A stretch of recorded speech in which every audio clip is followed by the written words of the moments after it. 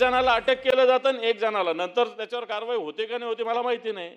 एक जणाला पोलीस प्रत्यक्षात तंबाखू मळून देतात सभापती महोदय आणि दूरचित म्हणजे वेगवेगळ्या पद्धतीनं चॅनलवर अशा पद्धतीनं ह्या सगळ्या गोष्टीचं वार्तांकन होतं सभापती महोदय.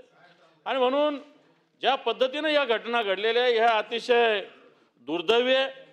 आणि म्हणून मी आपल्या माध्यमातून आपल्याला विनंती करतो की खऱ्या अर्थानं हे विधान भवन सर्वोच्च या महाराष्ट्राच्या हिशोबाने महाराष्ट्राच्या हिताच्या दृष्टीनं आणि या विधान भवनाचा जर कायदा सुव्यवस्थेचा प्रश्न निर्माण होत असेल आणि हे प्रश्न आपलेच आमदार निर्माण करत असतील जे विधान भवनाचे विधिमंडळाचे सदस्य कोणत्या सभागृहाचे असतील, मला असं वाटतं या कारवाया होणं अपेक्षित आहे.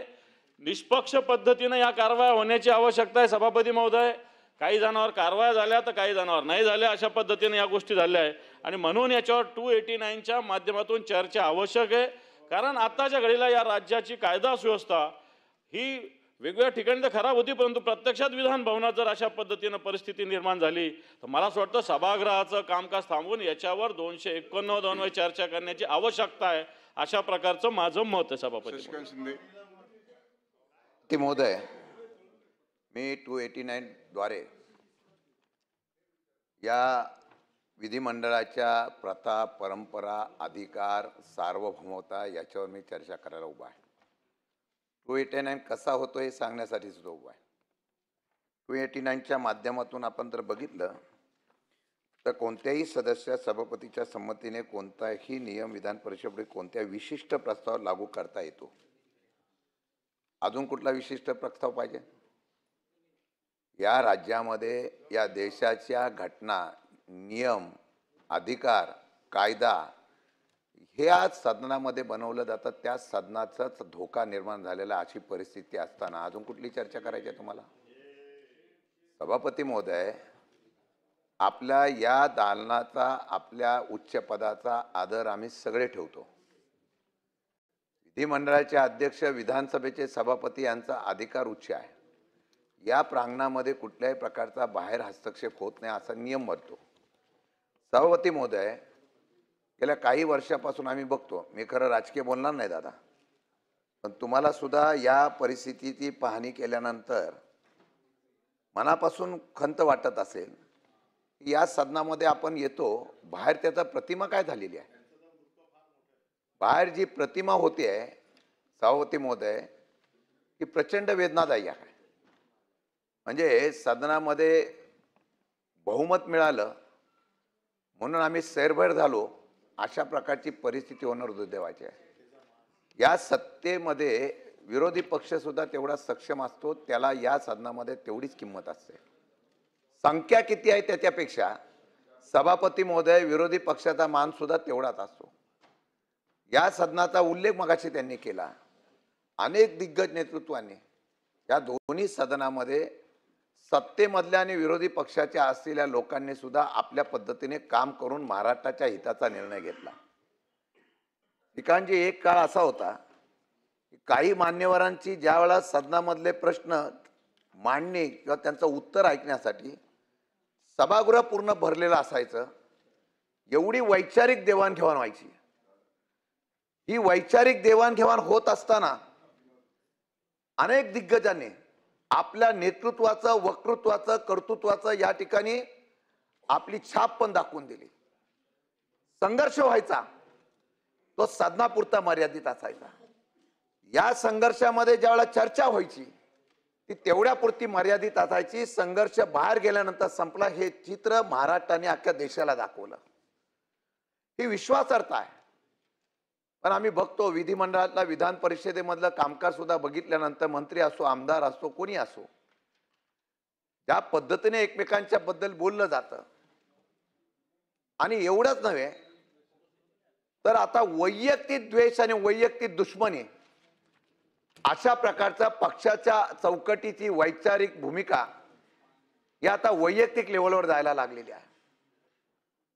आणि मला सभापती महोदय एवढ्यासाठी आपल्याला सांगायचं आहे की सदनाच्या बाहेर सुद्धा जे प्रकार होत आहेत ते सदनाच्या आतमध्ये यायला लागलेले आहे. मगाशी मला टीव्ही वाल्यांनी आम्हाला एक विचारलं, यावर तुमचं मत काय? मी म्हणलं आता फक्त कार्यकर्ते विधिमंडळामध्ये सभागृहात यायचं बाकी आहे. तेवढे आले की विधिमंडळाचं कामकाज संपेल असं मला वाटतं.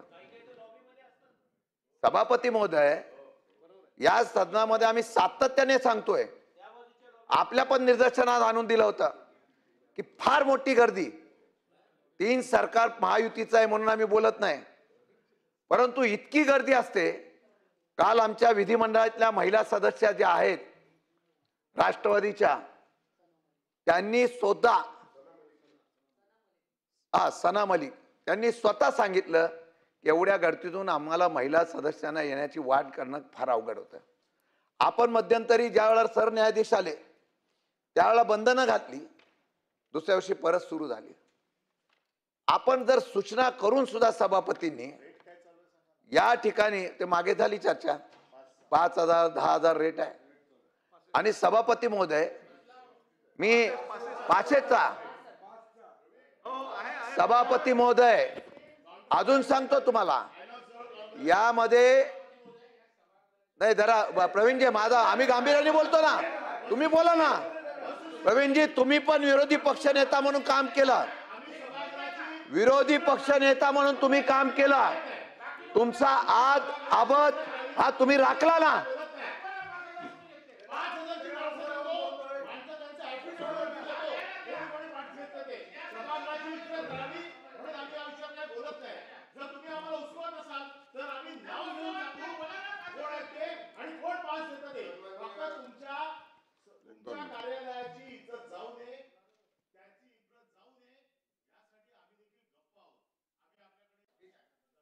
मी परत सांगतो, या सदनाच्या उच्च सभापतींनी सुद्धा खाली आदेश दिले होते. त्यांनी सांगावं, प्रशासनाला आदेश दिले होते की गेट पास बंद करून टाका. सभापतींनी आदेश दिल्यानंतर सुद्धा गेट पास कोणी चालू केले त्याची चौकशी करा. इतकी माणसं आम्हाला बोलून देणार, आणि त्यांनी उत्तर देतील. आम्हाला बोल असं आहे प्रवीणजी, आम्ही भूमिका मांडतो ना, एवढी जर सभापतींनी, मी प्रामाणिकपणाने सांगतो, सभापतींची भावना चांगली असेल, त्यांनी निर्देश दिलेले होते मागच्या वेळेला, तरी सुद्धा इतकी गर्दी आली कशी? मग कोण मंत्री असतो तो सांगतो येऊन द्या कार्यकर्त्यांना.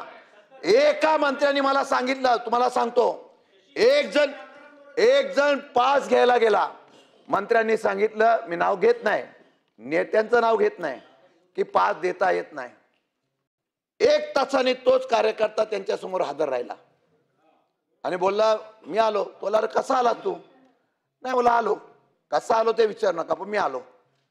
त्या कार्यकर्त्याच्या समोर सभापती महोदय काय राहिला असेल की मला मंत्र्यांनी पास नाही दिला, मला सभापतींनी पास नाही दिला, पण मी आलो ना. ही त्रुटी आहे, आणि ही त्रुटी ह्या गर्दीचं खरं म्हटलं तर प्रक्षोभ आहे.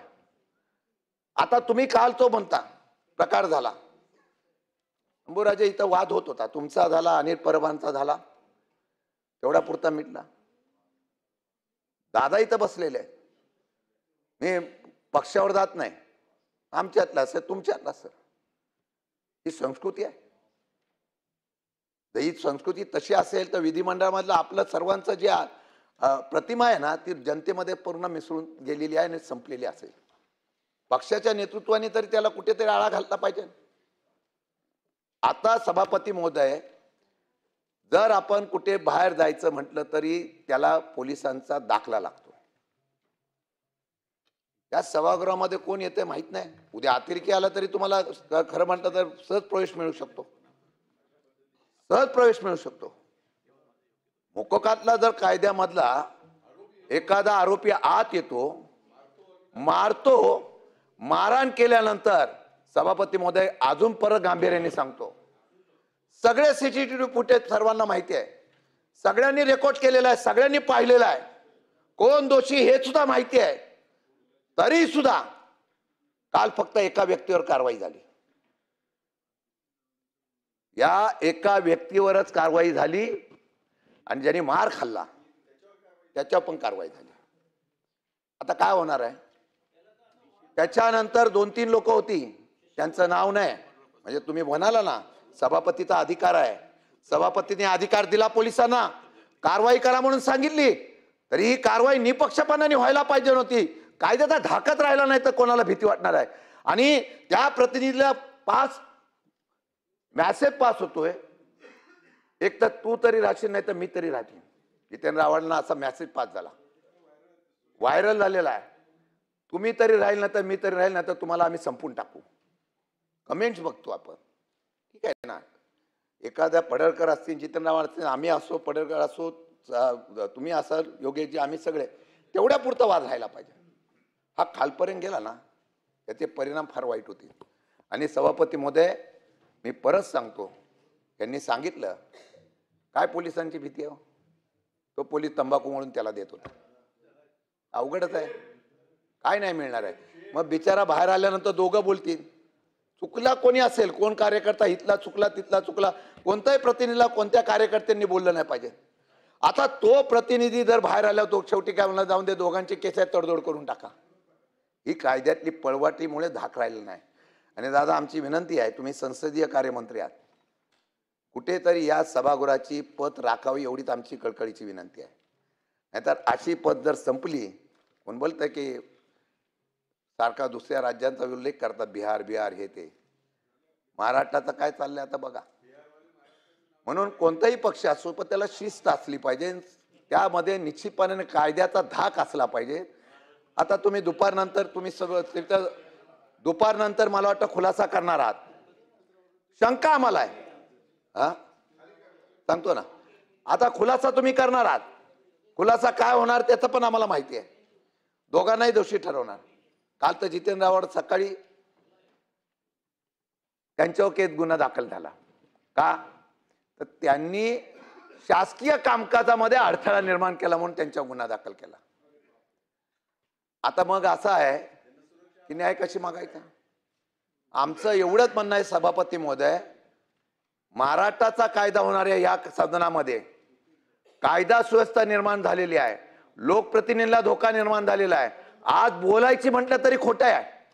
उघड कोण बोललं की लगेच त्याला धमकीचा जर येणार असेल, माझी विनंती आहे की हा गांभीर्याचा विषय आहे, सगळ्या चर्चा बाजूला ठेवा. अंतिम आठवडा आहेच, पण कुठेतरी या चर्चेच्या माध्यमातून महाराष्ट्रातली शिस्त, संयम, महाराष्ट्राची संस्कृती आणि पुरोगामी विचार दाखवण्याचा प्रयत्न करण्यासाठी आपल्याला सरकारला निर्देश करावा लागेल. म्हणून 289 स्वीकारावा एवढीच आमची तुम्हाला विनंती आहे.